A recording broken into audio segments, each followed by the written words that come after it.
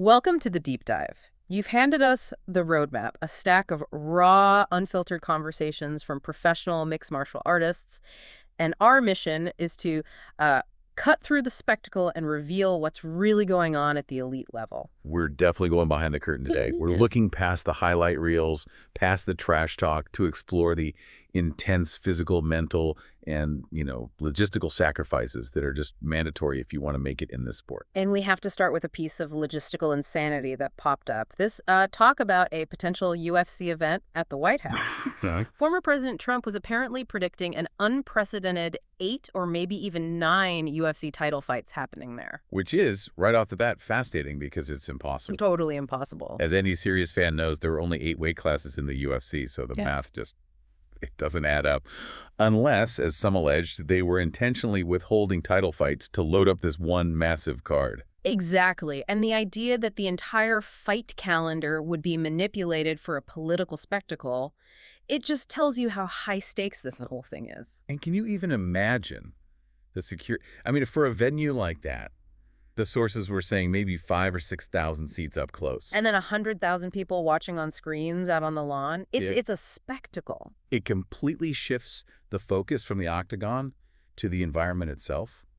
The second you take a fight outside a controlled arena, you introduce all these massive, unpredictable, physical hurdles for the athletes. Okay, let's unpack that. The environmental battle, we're talking heat, we're talking humidity. Oh, yeah. The materials describe fights in places like Louisiana where the air is so humid that fighters are literally slipping and sliding on the canvas. You're not just fighting your opponent anymore. You're fighting the air. You're fighting the mat. And that's like the best case scenario for a bad situation. But then you run the risk of rain. Right. There was that historical example they brought up. The classic horror story.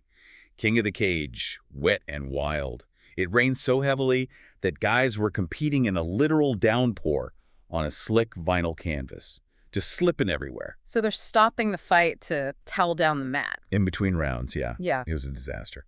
Which raises the question, is the spectacle worth it? Does it justify the risk to the fighter's health or even just their performance? Well, it is a deep-seated tradition in combat sports. This isn't a new invention. You can trace it all the way back to those classic boxing matches outside Caesar's Palace in Vegas. Like Tommy Hearns versus Roberto Duran in '84. That was a huge outdoor event. Exactly.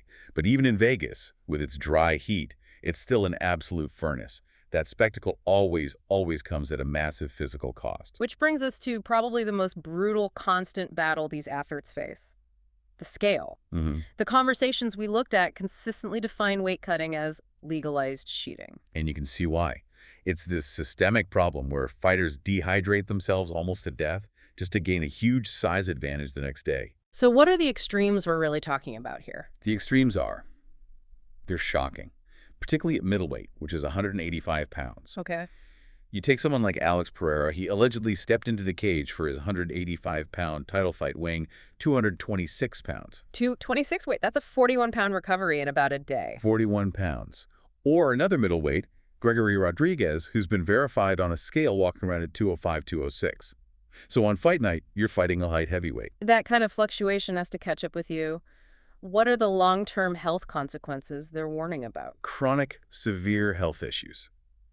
Kidney problems are a constant risk from that repeated extreme dehydration. The sources even suggest that an elite fighter like Dricus du Plessis might be suffering from long-term effects right now because of it. And this is where it gets really strategic and kind of unhealthy. Yeah. They talk about finessing the system, specifically the hydration tests in places like Abu Dhabi. How do you cheat a hydration test? You game the urine test. It's as simple as that. The requirement is that your urine shows a certain level of hydration. So it has to be clear, basically. Exactly. So what they do is, right before the test, they'll drink huge amounts of water. Just chug it. Their sample comes out clear. They pass the test. But they haven't actually rehydrated their body? Not at all.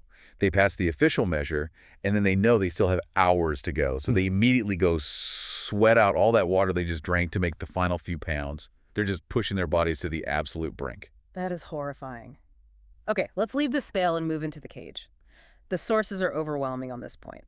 Almost no elite fighter ever competes at 100%. Not even close. It's a game of fighting compromised. And there were specific anecdotes. Oh, yeah. We hear about a fighter going into a bout with 3 small fractures near the base of their toe, Another tore his ACL in half during a fight. Oh, in half during the fight. During the fight with Paul Craig. Luckily, it rehealed and fused to the bone, probably with the help of stem cells, but Yep. still. And we see it at the highest levels. Peter Yan's first loss to Morab, where he was barely using his right hand because of an injury. Or Uriah Faber breaking both his hands against Mike Brown and having to rely completely on elbows. Then there's the big one, the Conor McGregor shin snap. The one everyone saw. Uh-huh. He had a diagnosed hairline fracture before the third Dustin Poirier fight.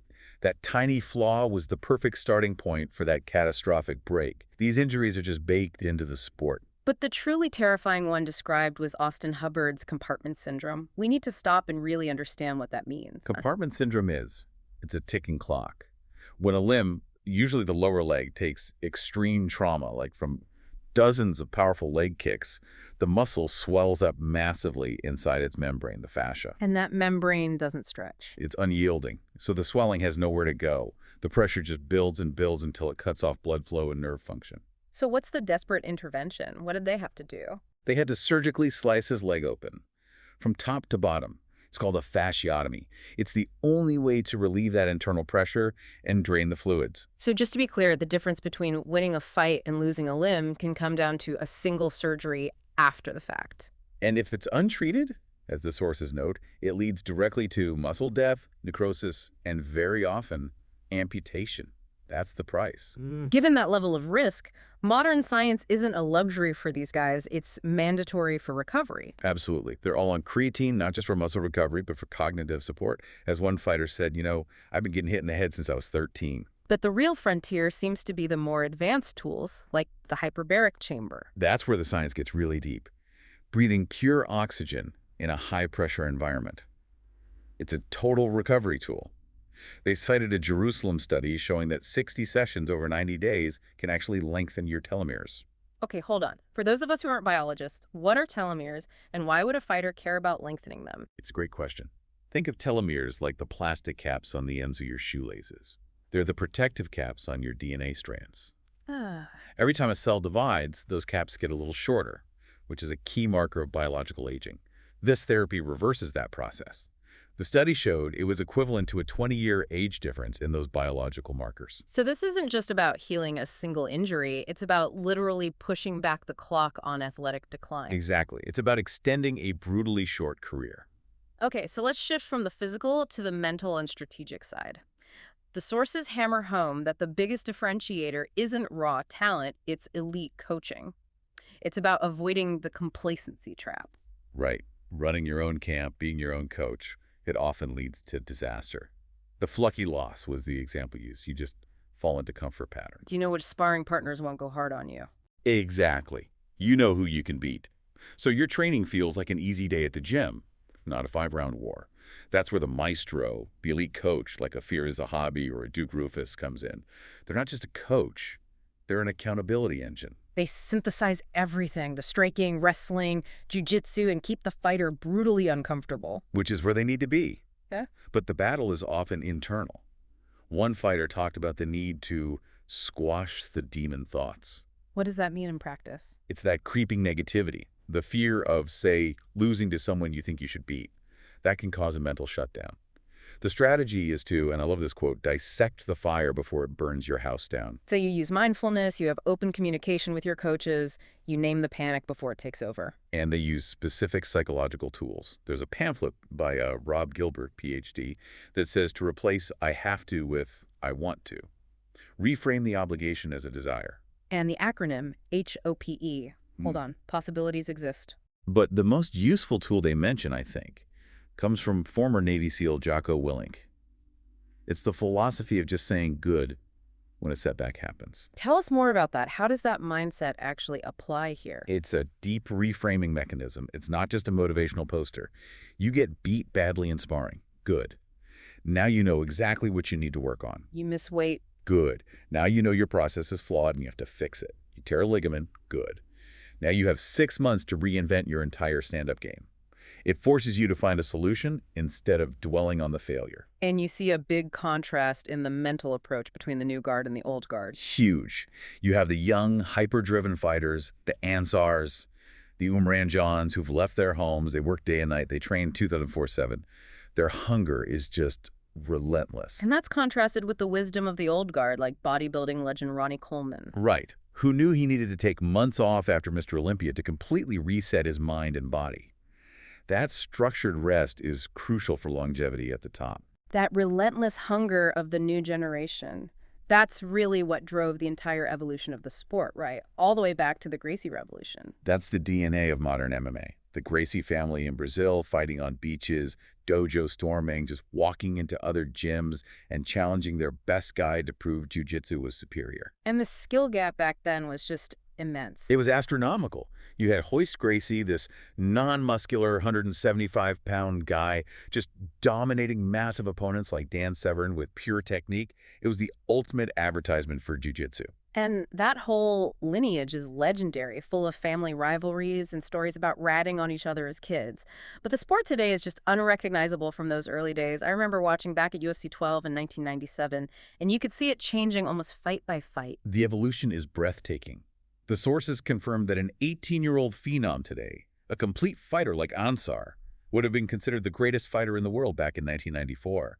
The skill set required is just exponentially higher. We all had to learn so fast. I remember when guys like Rick Rufus fought a Thai opponent for the first time and just got his legs chopped to pieces. And he and his coach, Duke Rufus, had to go back and immediately incorporate leg kicks into everything they did. Right. That hunger to innovate is what defines the sport. So you, the listener, now have the deep dive into this hidden world. We've covered the absolute necessity of elite coaching for accountability, the dangerous reality of weight cutting, and the sheer physical price required just to step into today's hyper-evolved cage. And the sources confirm it. Today's average contender is vastly superior to the champions of 20 years ago. So considering the dedication of these young fighters who leave everything behind, working all day and training all night just for a shot, is the real golden age of martial arts something we look back on? Or is it happening right now, fueled by the relentless hunger of this new generation? That's something for you to mull over until our next deep dive. Until then, stay informed and stay curious.